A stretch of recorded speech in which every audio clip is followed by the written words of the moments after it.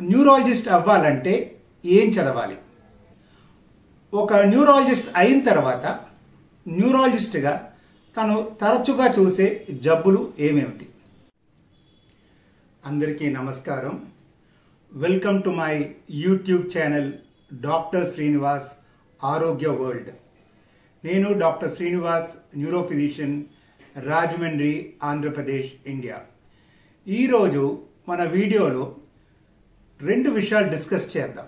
First, ఒక neurologist అవ్వాలంటే ఏం కోర్సెస్ చదవాలి, న్యూరాలజిస్ట్ అయిన తర్వాత ఏమేం జబ్బులు చూడాలి.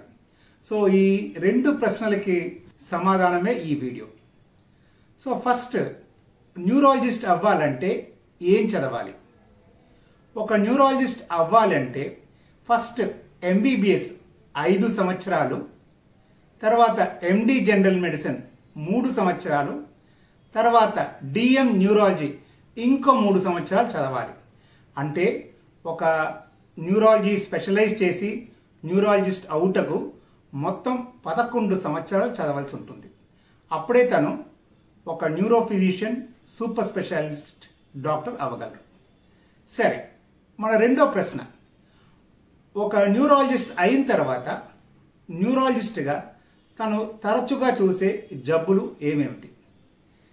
సో ఒక న్యూరాలజిస్ట్ తరచుగా చూసే జబ్బులు తలనొప్పి, రెండోది పారాలిసిస్ పక్షవాతం, మూడోది ఫిట్స్ మూర్ఛ వ్యాధి, గిడ్డినెస్ వర్టైగో లేదా తల తిరుగుడు అంటాం, మెడ నొప్పి, నడు నొప్పి, నరాల బలహీనత, కోమా, వణుకుడు పార్కిన్సన్స్ డిసీజ్, బ్రెయిన్ ఫీవర్ ఏదో మెనింజైటిస్, ఎన్సెఫలైటిస్ అని అంటూ ఉంటాం, డిమెన్షియా మతిమరుపు, నిద్ర సంబంధించిన జబ్బులు మరియు మెదడుకు సంబంధించిన అన్ని రకాల జబ్బులు చూస్తూ ఉంటారు. సో న్యూరాలజిస్ట్ తరచుగా చూసే జబ్బులు హెడేక్, మైగ్రేన్ తలనొప్పి అని చాలామంది వస్తూ ఉంటారు. జనరల్గా ఒత్తిడి వల్ల వచ్చే తలనొప్పి. రెండోది పక్షవాతం, మెదడుకి సరిపడా రక్తం వెళ్ళలేకపోయినా లేదా రక్తనాళ చిట్లిపోయినా ఒక సైడు చేయి కాలు పనిచేయదు.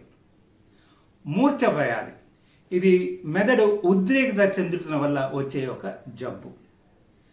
తల తిరుగుడు, ఇది మెదడుకి చెవికి సంబంధించిన ఒక జబ్బు. మెదడులో పొరపాట్లున్నా లేదా చెవిలో కొన్ని పొరపాట్లున్నా కూడా తల తిరుగుతుంది.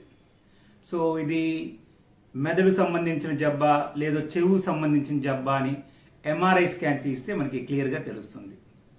మెడ నొప్పి, మెయిన్గా మెడ నొప్పి ఎందుకు వస్తుందంటే అరుగుదల వల్ల, డిస్క్ ప్రొలాప్స్ లేదా స్పాండైలోసిస్ వల్ల వస్తుంటుంది. అలాగే నడుం నొప్పి, డిస్క్ ప్రొలాప్స్ లేదా స్పాండైలోసిస్ వల్ల వస్తుంటుంది. ఈ నొప్పి మెడ దగ్గర నడుం దగ్గర వస్తుంటుంది, మధ్య భాగంలో థొరాక్స్ రాదు. ఎందుకంటే మనం మెడ బాగా ఎక్కువ వంగుతూ లెగుస్తూ ఉంటాం, అలాగే నడుం వంగుతూ లెగుస్తూ ఉంటాం. ఈ కదలిక వల్ల వెన్నుపు జరిగి తొందరగా జారిపోయి డిస్క్ ప్రొలాప్స్ మెడ దగ్గర నడుం దగ్గర వచ్చే అవకాశం ఉంటుంది. వణుకుడికి అనేక కారణాలు ఉంటాయి. ఒకటి పార్కిన్సన్ జబ్బు వల్ల రావచ్చు, లేదో ఎసెన్షియల్ ట్రెమర్ అంటారు, కారణాలు లేకుండా ఒక్కొక్కసారి జెనెటిక్ పరంగా రావచ్చు, లేదా చిన్న మెదడు ఎఫెక్ట్ అయినా కూడా ఇది వణుకుడు రావచ్చు. కోమా, మెదడులో అయినా పొరపాట్లు ఉన్నా, లైక్ పక్షవాతం కానీ లేదో బ్రెయిన్ క్యాన్సర్ కానీ ఇలాంటి పెద్ద జబ్బుల వల్ల రావచ్చు, లేదో బ్రెయిన్కి అందవలసిన సరిగ్గా న్యూట్రియంట్స్ అందలేకపోయినా రావచ్చు. అంటే రక్తంలో షుగర్ తక్కువైనా, ఉప్పు తక్కువైనా కూడా వాళ్ళు కోమాలో వెళ్ళే పరిస్థితి ఉంటుంది. తర్వాత బ్రెయిన్ ఫీవర్, మెదడు వాపు, ఇది ఇన్ఫెక్షన్స్ వల్ల వస్తుంది. తరచూ ఉన్న బ్యాక్టీరియా వల్ల లేదా ట్యూబర్క్లోసిస్ వల్ల, క్షయ జబ్బు వల్ల లేదా ఫంగల్ ఇన్ఫెక్షన్, వైరల్ ఇన్ఫెక్షన్ వల్ల చూస్తుంటాం. కొన్ని సందర్భాల్లో మలేరియా కూడా బ్రెయిన్ ఎఫెక్ట్ అయ్యి సెరెబ్రల్ మలేరియాగా రావచ్చు. డిమెన్షియా మతిమరుపు, చాలా కామన్. ఏంటంటే మతిమరుపుకి కారణం అల్జైమర్స్ డిమెన్షియా అంటారు. అంటే ఇది వయసు అయ్యే కొద్దీ వచ్చే జబ్బు. పెద్దగా ట్రీట్మెంట్ లేదు, కానీ మనం కొన్ని కోలినర్జిక్ డ్రగ్స్ పెట్టి కొంచెం వరకు మెరుగుపరచవచ్చు. రెండోది మల్టీ ఇన్ఫాక్ట్ డిమెన్షియా అంటారు. మెదడుకి సరిగా రక్త సరఫరా లేకపోతే కూడా మతిమరుపు వస్తుంది. తర్వాత నిద్ర సంబంధించిన వ్యాధులు కూడా న్యూరాలజిస్ట్ చూస్తూ ఉంటారు. ఆర్ఈఎం స్లీప్, ఎన్ఆర్ఈఎం స్లీప్ అంటారు.